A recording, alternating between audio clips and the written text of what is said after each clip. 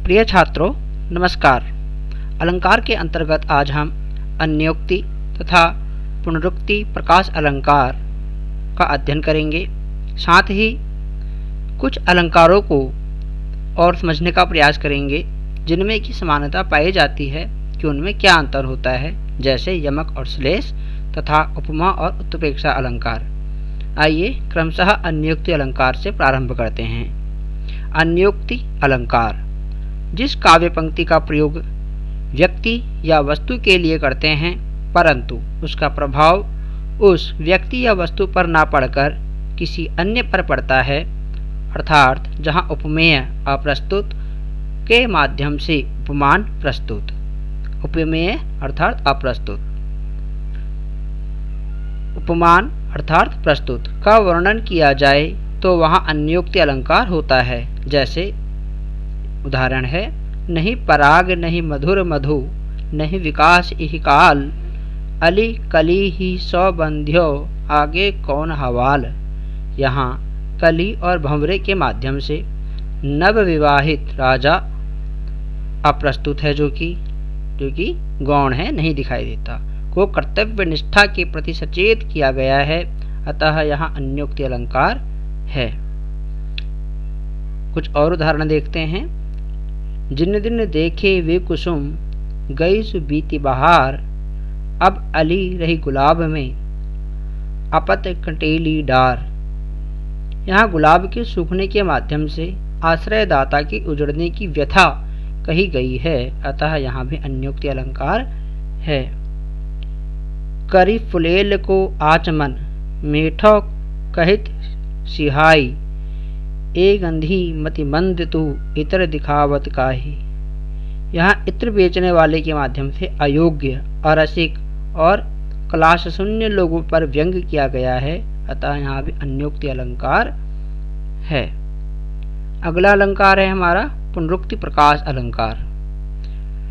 जिस काव्य पंक्ति में एक ही शब्द से अधिक बार आता है, अर्थात जिस काव्य पंक्ति में एक ही शब्द एक से अधिक बार आता है और उसका अर्थ एक समान होता है, वहाँ पुनरुक्ति प्रकाश अलंकार होता है।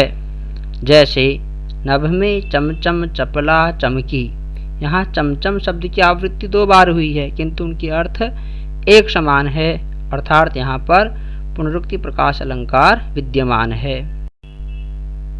पुनरुक्ति प्रकाश अलंकार के कुछ और उदाहरण देखते हैं। डाल डाल पर बैठे पक्षी सुना रहे हैं मृदु गान, यहाँ पर डाल डाल में पुनरुक्ति प्रकाश अलंकार है। अगला मृदु मलय मादक पवन से हुआ पुलकित अंग अंग, यहाँ पर अंग अंग की पुनरावृत्ति हुई है। खेतों में लहराती सरसों पीली पीली, यहाँ पर भी पीली पीली शब्द की पुनरावृत्ति हुई है।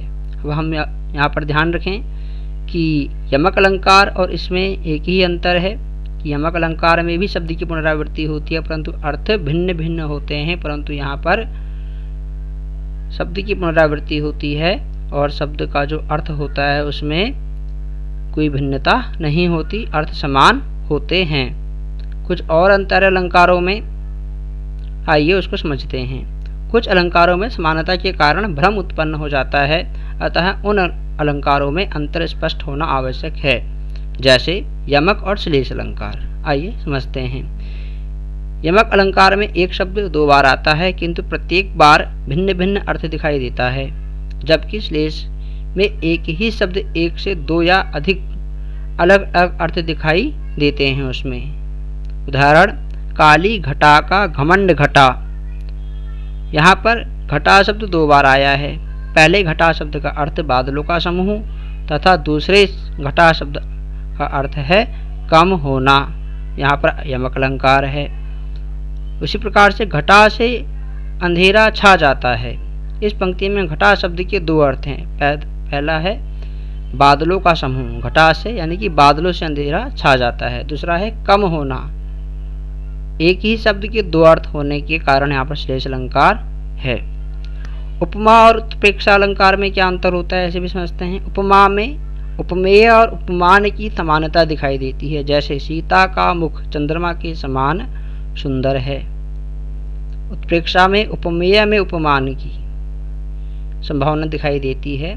जैसे सीता का मुख मानो चंद्रमा है, तो यहाँ पर हमें इन अंतरों को भी समझना आवश्यक है। आज के लिए इतना ही। नमस्कार।